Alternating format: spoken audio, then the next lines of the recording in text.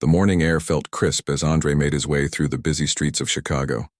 At 12 years old, he knew the city better than most adults. Every crack in the sidewalk, every shortcut between buildings, this was his playground, his home. Today, like most days, he was taking his favorite shortcut through the financial district to get to school on time. Andre wasn't like the other kids in his neighborhood. While many of them struggled with their studies or found themselves in trouble, he kept his head in his books. His mother had always told him that education was the one thing nobody could take away from him. So he studied hard, earning straight A's despite having to help his mom at home and dealing with the challenges of growing up in one of the poorest parts of the South Side. The financial district always fascinated him. Tall glass buildings that seemed to touch the clouds, men and women in expensive suits rushing to important meetings, sleek cars worth more than his entire apartment building lined up at every stoplight. It was like stepping into another world, one that existed just a few miles from his own but might as well have been on another planet. As he walked past the headquarters of Wilson Investment Group, one of the largest financial firms in the country, something caught his eye. A shiny black luxury SUV was swerving oddly on the road. At first, Andre thought the driver might be texting or drunk. He'd seen plenty of both in his neighborhood. But as the vehicle came closer, he noticed something was seriously wrong. The SUV veered sharply, jumping the curb and heading straight toward a group of business people waiting at a coffee cart. Without thinking, Andre dropped his backpack and sprinted toward them, shouting warnings. The people scattered just in time, but the SUV continued its path, finally coming to a stop when it hit a decorative planter, the impact less severe than it could have been. Heart pounding, Andre approached the driver's side window. Inside was a woman, maybe in her 30s, dressed in clothes that probably cost more than his mom made in a month. Her face was pale and covered in sweat, and her hands were clutching her very pregnant belly. She was clearly in serious trouble. "Hey, are you okay?" Andre called, tapping on the window. The woman looked at him with unfocused eyes, managing to hit the button to lower the window before slumping against the steering wheel. "Baby. Something's wrong with my baby," she whispered, her voice tight with pain. "Phone. Call." Andre didn't hesitate. He reached through the window, found the button to unlock the doors, and carefully opened the driver's side door. The woman was breathing heavily now, one hand still on her belly, the other fumbling with an expensive-looking phone that had fallen into the passenger seat. "I'll call for help," Andre said, picking up the phone. Thankfully, it wasn't locked. He quickly dialed 911, explaining the situation as clearly as he could. The operator assured him help was on the way and asked him to stay on the line. "What's your name?"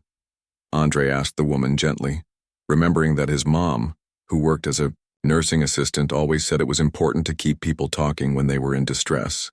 "Elizabeth," she managed between sharp breaths. "Elizabeth Montgomery." "I'm Andre. Help is coming, Elizabeth. Just hold on, okay?" He reached out and took her hand, surprised when she gripped it with unexpected strength. "My husband," she gasped. "Need to call?" "I will, right after the ambulance gets here," Andre promised. "First, we need to make sure you and your baby are okay." A small crowd had gathered now, people holding coffee cups and briefcases, watching the scene unfold but keeping their distance. Andre noticed none of them had approached to help, despite their adult status and professional appearance. It was a strange world, this financial district. The ambulance arrived within minutes, its sirens cutting through the morning bustle. Paramedics jumped out, quickly assessing the situation and carefully moving Elizabeth onto a stretcher. One of them, a kind-faced woman with dark hair pulled back in a tight bun, turned to Andre. "You did good, kid," she said. "Real good. You probably saved her life calling us so quickly and keeping her calm." Andre shrugged, suddenly self-conscious with all the attention. "I just did what anyone would do." "Not everyone," the paramedic said, glancing meaningfully at the crowd of bystanders who were already dispersing, returning to their busy lives now that the excitement was over. "Wait," Elizabeth called out weakly from the stretcher. "The boy. Bring him with us." The paramedics looked at each other, then at Andre, Sorry, ma'am, we can't just take a minor without— Please, Elizabeth insisted. I need to— My husband will want to thank him. At least get his information. Andre stepped forward. I can tell you my name and phone number, but I really need to get to school. I have a math test today. The female paramedic smiled and quickly jotted down the contact information Andre provided. Then they loaded Elizabeth into the ambulance and sped away, leaving Andre standing on the sidewalk next to the damaged SUV, his heart still racing from the morning's events. He picked up his backpack, noticing the time on a nearby bank clock. If he ran, he might still make it to school before the bell. As he jogged away, he wondered briefly about Elizabeth, whether she and her baby would be okay, whether he'd ever hear from her again. But such thoughts quickly faded as the practical concerns of his own life took over. He had that math test to worry about, and his mom would be upset if he was late again. What Andre didn't know as he rushed through the remainder of his shortcut and arrived at school just as the warning bell rang, was that his simple act of kindness that morning had set in motion a chain of events that would change not only his life, but the lives of many others, and all because he'd chosen to help a stranger in need, without thought of reward or recognition.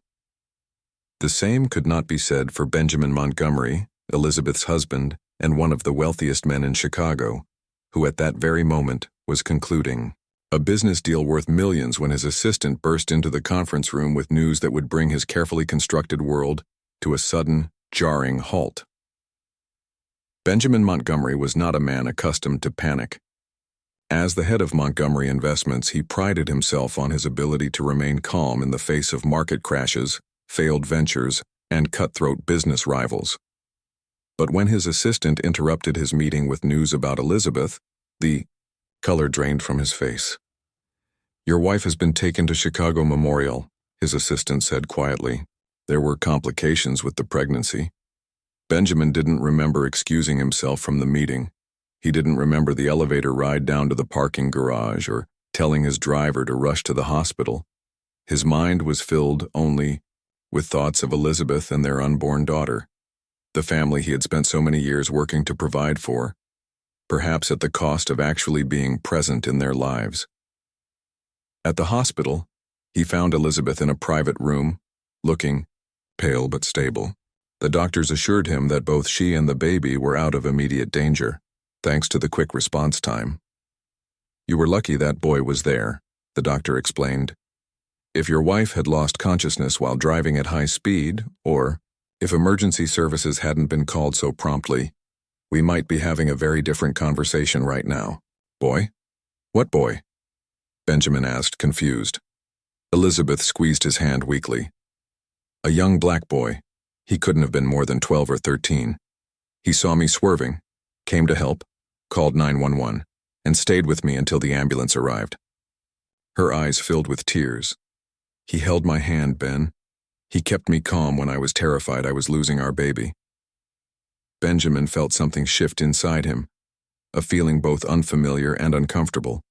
He had built his fortune on the belief that success came to those who earned it through hard work and intelligence. The idea that he might owe his family's safety to the random kindness of a child from what he assumed was the South Side challenged something fundamental in his worldview. I want to find him, Elizabeth said firmly. I want to thank him properly. Within hours, Benjamin's efficiency had kicked in. He had his assistant contact the hospital for the information the paramedics had collected. By that evening, they had a name, Andre Thompson, and an address in one of the poorest neighborhoods in the city. The next day, after ensuring Elizabeth was stable and resting comfortably, Benjamin directed his driver to take him to the address they had for Andre. The contrast between the gleaming financial district and this neighborhood was stark. Abandoned buildings with boarded-up windows stood next to small, well-kept homes where people were clearly fighting against the decay around them. Andre's building was one of the better-maintained ones on the block, though that wasn't saying much. Benjamin felt distinctly out of place in his tailored suit as he approached the entrance. A group of teenagers eyed him suspiciously from across the street. He found the apartment number and knocked. After a moment, the door opened to reveal a tired-looking woman in nursing scrubs, keys in hand as if she had been about to leave. Mrs. Thompson? Benjamin asked, extending his hand. I'm Benjamin Montgomery. My wife is Elizabeth Montgomery. Your son helped her yesterday when she had a medical emergency. The woman's eyes widened slightly with recognition, not of him personally, but of what he represented. Yes, Andre told me about that. I'm Lisa Thompson. Is your wife okay? And the baby? They're both fine, thanks to your son. I wanted to thank him personally. Is he home? Lisa checked her watch, looking anxious. He should be getting back from school any minute. I'm sorry, but I'm already late for my shift at the hospital. I can't miss another one or they'll fire me. Benjamin nodded, understanding her dilemma. Please don't let me keep you. I can wait outside for Andre if that's all right. Something in Lisa's expression shifted, a mixture of gratitude and wariness. You can wait inside if you want. Andre has his key. She hesitated, then added, He's a good boy, Mr. Montgomery. The best. Whatever he did, he wasn't looking for anything in return. I understand, Benjamin said, though he wasn't sure he did. In his world, every action came with an expected return. Lisa left for work, and Benjamin waited awkwardly in the small but immaculately clean apartment. He noticed the bookshelf filled with library books, the framed academic achievement certificates on the wall, and the single photograph of Andre and his mother, both smiling proudly. About 15 minutes later, he heard a key in the lock, and Andre walked in, stopping short when he saw a stranger in his living room. Hello, Andre, Benjamin said, standing up. I'm Elizabeth Montgomery's husband, the woman you helped yesterday. Recognition dawned on the boy's face. Oh, is she okay? And the baby? The genuine concern in Andre's voice caught Benjamin off guard. Yes, they're both fine, thanks to you. The doctor said if you hadn't been there and acted so quickly. He trailed off, unwilling to contemplate the alternative. Andre shrugged, dropping his backpack on a chair. I'm glad they're okay. Anyone would have done the same. But they didn't, Benjamin pointed out. According to my wife, plenty of adults were around, but you were the only one who stepped up. Again, that uncomfortable shrug from the boy, as if praise was something he didn't know how to accept. I want to reward you, Benjamin continued, pulling out his checkbook. What you did was extraordinary, and I believe in recognizing excellence. Andre looked at the checkbook with a mixture of surprise and discomfort. That's really not necessary, sir. I didn't help your wife for a reward. Nevertheless, Benjamin insisted, pen poised. Name your price. College fund? New computer? Whatever you want. The boy seemed to struggle with this, looking around his modest home as if searching for guidance. Finally, he took a deep breath. Actually, there is something, but it's not for me. Benjamin raised an eyebrow, intrigued despite himself. Go on. There's this community center where I go after school, Andre explained, his voice gaining confidence as he spoke about something that clearly mattered to him. A lot of kids from around here go there. It keeps us off the streets, helps with homework. The people who run it really care about us. And? Benjamin prompted when Andre paused. And they're shutting it down next month because they lost their funding. If that happens, a lot of kids won't have anywhere safe to go after school. Their parents work like my mom and can't afford childcare. Andre met Benjamin's eyes directly for the first time. If you really want to do something, maybe you could help save the center? Benjamin stared at the boy, momentarily speechless.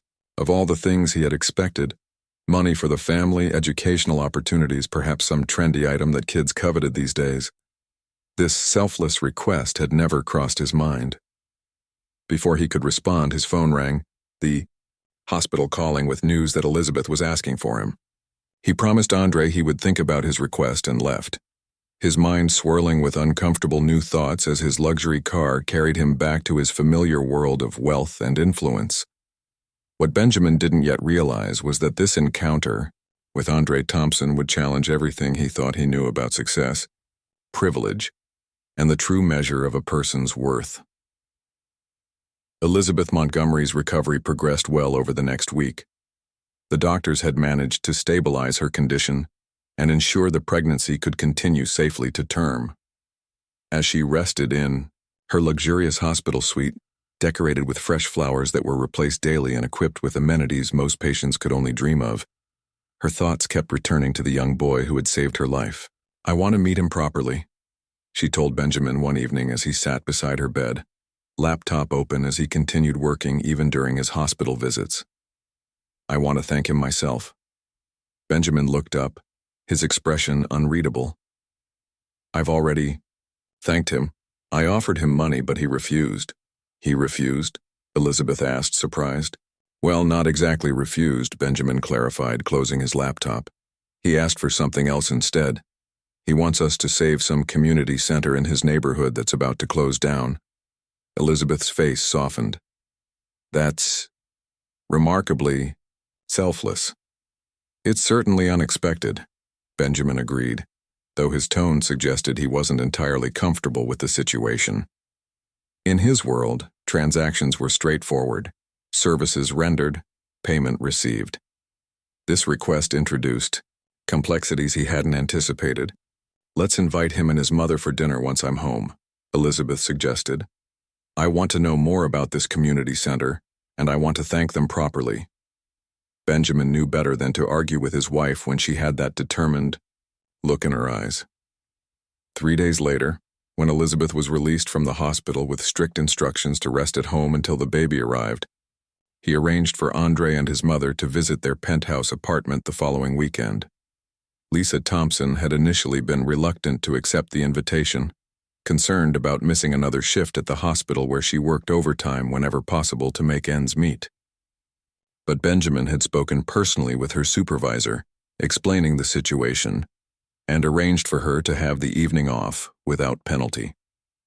When Andre and Lisa arrived at the Montgomery's building in the heart of the Gold Coast neighborhood, they were greeted by a doorman in a crisp uniform who escorted them to a private elevator. Andre tried to hide his amazement as they ascended to the top floor, but his wide eyes betrayed him as he took in the polished marble lobby and the elevator's mirrored walls.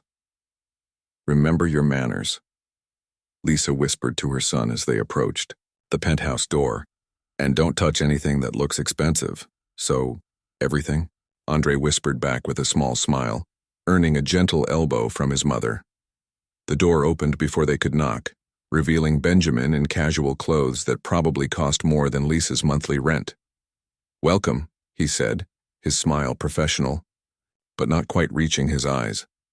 "Please come in." The penthouse was even more impressive inside. Floor-to-ceiling windows offered a panoramic view of the city and Lake Michigan beyond. Modern art adorned the walls, and the furniture looked like it belonged in a design magazine rather than a home where people actually lived. Elizabeth was resting on a plush sectional sofa, her pregnant belly now more prominent than when Andre had first seen her in distress. Her face lit up when she saw them.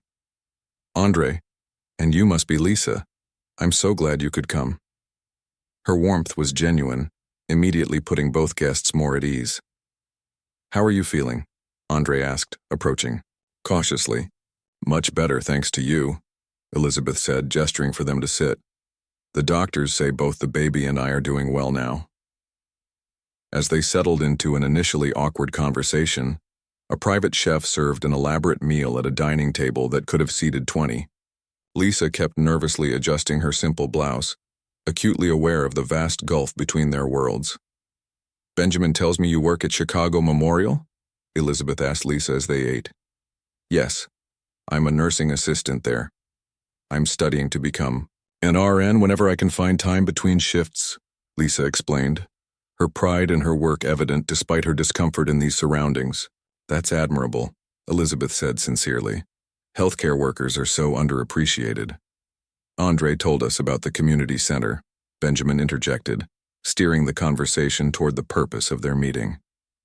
"Brightwood Youth Center, correct?" Andre nodded, putting down his fork. "Yes, sir. It's been around for about 20 years. Most kids in the neighborhood go there after school. They have tutoring programs, computer access, art classes, sports." His voice grew more animated as he described the place that had become his second home. "And they're closing due to lack of funding?" Elizabeth asked, her concern evident. "The city cut their grant," Lisa explained, "and the building owner raised the rent. They need about $250,000 to stay open for another year while they apply for new grants. Benjamin raised an eyebrow. $250,000? That's a significant amount. I know it's a lot, Andre said quietly. But it helps so many kids. Some of them don't have anywhere else to go that's safe after school. Elizabeth and Benjamin exchanged a look that contained an entire private conversation. Then Elizabeth turned to Andre with a gentle smile. Tell me more about what the center means to you personally, she said. Andre thought for a moment before answering. When my dad left when I was 6, I was really angry all the time. Mom was working double shifts to keep us afloat, and I started getting into trouble at school. He glanced at his mother, who nodded encouragingly for him to continue. The center director, Mr. Washington, took me under his wing. He helped me with my homework, taught me chess, showed me I could be good at things. Without the center, I don't know where I'd be. The simple honesty in his words created a moment of silence around the table. Elizabeth's eyes glistened with tears, while Benjamin looked thoughtful, perhaps even uncomfortable. Would you excuse us for a moment? Benjamin finally said, standing up. Elizabeth, can I speak with you in the other room? Once in their bedroom, Benjamin closed the door and turned to his wife. You want me to do it, don't you? Save this center? Don't you? Elizabeth challenged. Ben, that boy saved my life. Saved our daughter's life. And he's not asking for anything for himself. He's thinking about other kids in his community.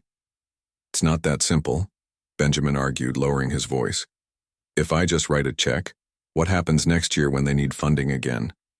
And what about all the other centers like it across the city? Where does it end? Elizabeth studied her husband's face carefully. This isn't really about the money, is it? The amount is nothing to you. A rounding error in your quarterly bonuses. What's really bothering you? Benjamin ran a hand through his hair, a rare gesture of frustration from a man who prided himself on control. He's making me question things I don't want to question. The way the world works, the way success happens, my own luck in life. Maybe those are questions worth asking, Elizabeth said softly, placing a hand on his arm. Maybe this is an opportunity, not just to help them, but for us to grow too. Back in the dining room, Andre and his mother sat in uncomfortable silence, both feeling out of place despite their host's efforts at hospitality. They're going to say no, Andre whispered to his mother. It was stupid to ask for something so big. It wasn't stupid to try, Lisa assured him. I'm proud of you for thinking of others instead of yourself. Before Andre could respond, Benjamin and Elizabeth returned. Benjamin's face was unreadable as he took his seat.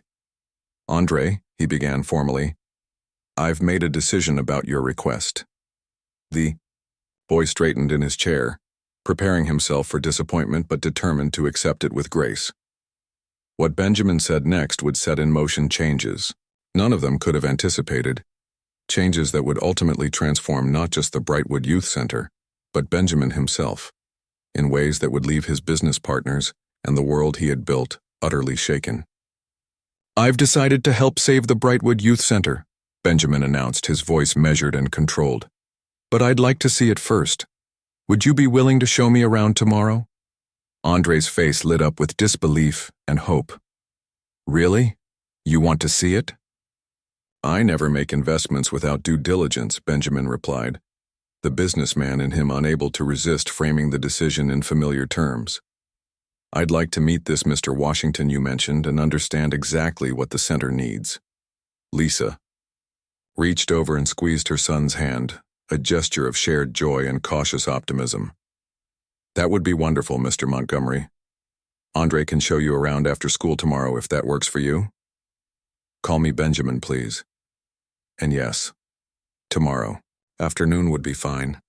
The next day, Benjamin's sleek black car looked distinctly out of place as it pulled up in front of the Brightwood Youth Center. The building was worn but clean, with colorful murals decorating the exterior walls, children's artwork that depicted dreams of bright futures alongside portraits of historical figures who had overcome adversity. As Benjamin stepped out of the car, adjusting his tie nervously, Andre was waiting on the steps. Several other children had gathered nearby, whispering curiously about the expensive car and the man in the suit who had emerged from it. "You came," Andre said, sounding slightly surprised despite the appointment.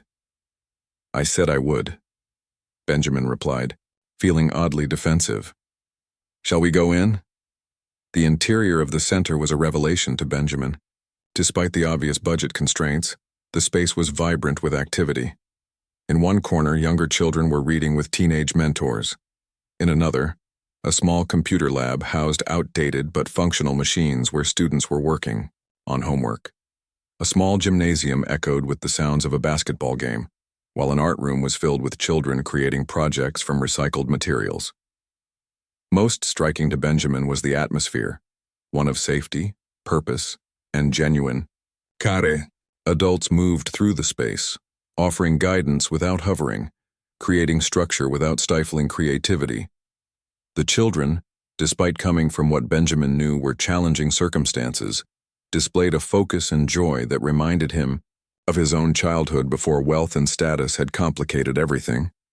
"Mr. Washington," Andre called out, waving to a tall man with gray-streaked hair who was helping a young girl with what appeared to be a math problem. Harold Washington excused himself and approached them, his handshake firm as Andre introduced him to Benjamin. "So you're the miracle man Andre's been talking about," Washington said with a warm smile that crinkled the corners of his eyes. "The one who might save our center." "I'm just exploring possibilities at this point," Benjamin cautioned, uncomfortable with being cast as a savior. Washington nodded, understanding the hesitation. "Fair enough.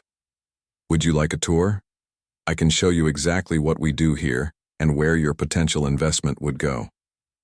For the next hour, Benjamin was immersed in a world entirely different from the corporate boardrooms and luxury condos that typically defined his days. Washington explained how the center operated on a shoestring budget, how volunteer professionals from the community taught specialized classes, and how they measured success not just in academic improvements, but in reduced neighborhood crime rates and increased high school graduation statistics. "Most of these kids have parents working 2 or 3 jobs just to keep a roof over their heads," Washington explained, as they watched a volunteer chef teaching a cooking class using simple, affordable ingredients. "They come here because it's safe, because they get fed, because someone checks their homework and asks about their day. Basic things every child deserves, but not every child gets." Benjamin found himself asking increasingly detailed questions about the center's finances, its organizational structure, its long-term sustainability plans. The businessman in him was assessing and analyzing, but something else was happening too, something he wasn't entirely comfortable with. As they passed a bulletin board covered with college acceptance letters from former center attendees, Benjamin paused. "These are all kids who came through your program?" Washington nodded proudly. "Everyone. Some are the first in their families to go to college. A few have full scholarships to top universities." "And what percentage of your kids achieve this level of success?" Benjamin asked, the metrics-driven executive still dominant in his thinking. Washington's expression turned thoughtful. "If by success you mean college, about 60%, far above the neighborhood average. But Mr. Montgomery, we count success in many ways. The boy who was headed for a gang but now works an honest job and supports his family. The girl who had a baby at 16 but still finished high school because we provided childcare. The kid who discovered a talent for art or music or cooking that gives their life purpose." Benjamin didn't respond immediately, his eyes moving from the acceptance letters to a small plaque on the wall that read, "100 years from now, it will not matter what my bank account was, but the world may be different because I was important in the life of a child." The words struck him with unexpected force, challenging the metrics by which he had measured his own life's value. As they continued the tour, they passed a small office where a volunteer was helping a teenager fill out financial aid forms for college. "That's David," Washington explained. "He's brilliant, scored in the top percentile on his SATs, has his heart set on becoming an engineer, but his family can't contribute anything to his education, so he needs full financial aid." Benjamin paused, watching the young man's focused expression as he navigated the complex forms that would determine his future. What are his chances? Honestly, not great. Competition for full rides is fierce and there are fewer every year. But we'll help him find a way. We always do. By the time they completed the tour, returning to the main entrance where several parents were now arriving to pick up their children, Benjamin was uncharacteristically quiet. "So," Washington said, "any other questions I can answer for you?" Benjamin looked around the center one more time, seeing it now with different eyes. "Just one. If you had adequate funding, not just enough to keep the doors open for another year, but enough to really fulfill your mission, what would you do differently?" Washington's eyes lit up, and for the next 20 minutes he outlined a vision that included expanded hours, additional educational programs, mental health services, parent support groups, and facility improvements that would allow them to serve more children more effectively. "That's ambitious," Benjamin said when Washington finally finished. "Dreams usually are," Washington replied with a smile. "But even a fraction of that vision would make an enormous difference to this community." As Benjamin prepared to leave, Andre approached him once more. "Thank you for coming," the boy said simply. "Whatever you decide, it means a lot that you took the time to see what we do here." Benjamin nodded, finding himself unexpectedly moved by the boy's sincerity. "I'll be in touch soon," he promised. On the drive back to his office, Benjamin remained silent, his mind racing with calculations, possibilities, and unsettling questions about his own life's work. His driver, accustomed to his boss taking calls or working on his tablet during trips, glanced in the rearview mirror with concern. "Everything all right, sir?" he asked after several minutes of uncharacteristic silence. "I'm not sure," Benjamin replied honestly. "I'm really not sure." That evening, when he returned to the penthouse, Elizabeth was waiting anxiously for his report on the center. "So?" she asked as soon as he walked through the door. "What did you think?" Benjamin set down his briefcase and loosened his tie, a gesture that seemed to symbolize the loosening of something deeper within him. "I think," he said slowly, "that I need to make some calls. And I think our lives are about to change in ways that have nothing to do with the baby." What Benjamin couldn't yet articulate, even to his wife, was the profound shift that had begun within him, a recognition that the true measure of a man might not be found in the wealth he accumulated, but in the lives he touched. And that realization would soon lead him to make decisions that would shock everyone who thought they knew Benjamin Montgomery, the ruthless financial genius. The following Monday morning, Benjamin Montgomery called an emergency meeting of his company's executive board.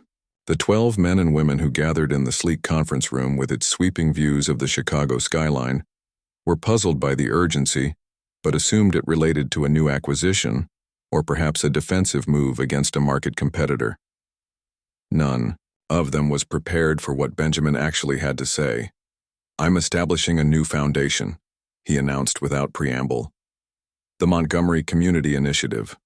I'm allocating $50 million of my personal funds as initial capital." Murmur ran through the room. Personal philanthropy wasn't unusual among the ultra-wealthy, but the amount and the sudden announcement were unexpected. "That's generous, Ben," said Robert Wilson, his longtime business partner and the company's CFO. "Tax benefits aside, what's prompted this sudden interest in charity?" Benjamin clicked a remote and a photograph of the Brightwood Youth Center appeared on the wall screen. "This place," he said simply, "and a boy named Andre who asked for nothing for himself but wanted to save it for others." Over the next 30 minutes, Benjamin outlined his plans, not just to save the one center, but to create a network of them across the city's underserved neighborhoods.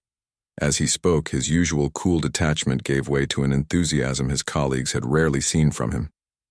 "But there's more," Benjamin continued, his expression growing serious.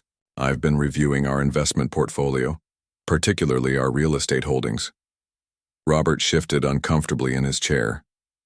"What about them?"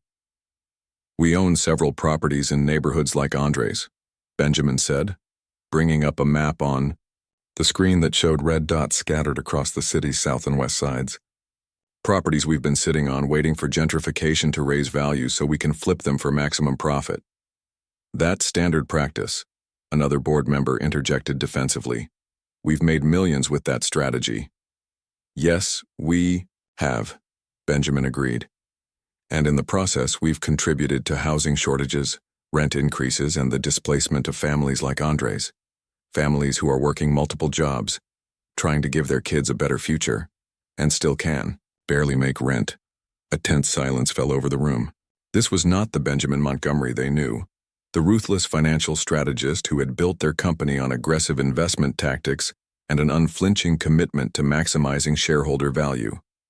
What exactly are you proposing? Robert finally asked, his voice tight with barely concealed alarm. I'm proposing we divest from these properties, Benjamin stated firmly, and that we reinvest in affordable housing and community development in these same neighborhoods. The outcry was immediate.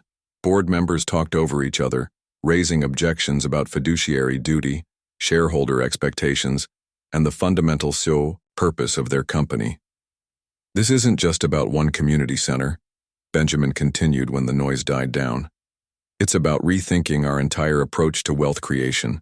We have an opportunity to prove that ethical investment can also be profitable. Perhaps not with the margins we're used to, but sustainable and beneficial to society. You're talking about throwing away years of strategy, Robert argued, his face flushed with anger. All because some kid tugged at your heartstrings? Benjamin's expression hardened. That some kid showed more character and integrity in one moment than I've seen in 20 years of boardroom dealings. He made me question what we're really building here, and whether success at any cost is actually success at all. The meeting ended without resolution, with most board members filing out in confusion or barely concealed disapproval. Only Robert remained behind, closing the door to speak privately with his old friend. What's really going on, Ben? He demanded. Is this about the baby coming, some kind of midlife crisis? Benjamin considered the question seriously. Maybe it is about the baby in a way. I've been thinking about what kind of world I want her to grow up in, what kind of legacy I want to leave her. And I've realized I don't want it to be just money and property. I want it to be something meaningful. Robert shook his head incredulously. You can't just transform a profit-driven investment firm into a social enterprise overnight. The shareholders will revolt. The board might remove you. They can try, Benjamin replied calmly. But I still control the majority of voting shares. And I'm not saying we abandon profit, just that we pursue it more ethically, with consideration for the communities we impact.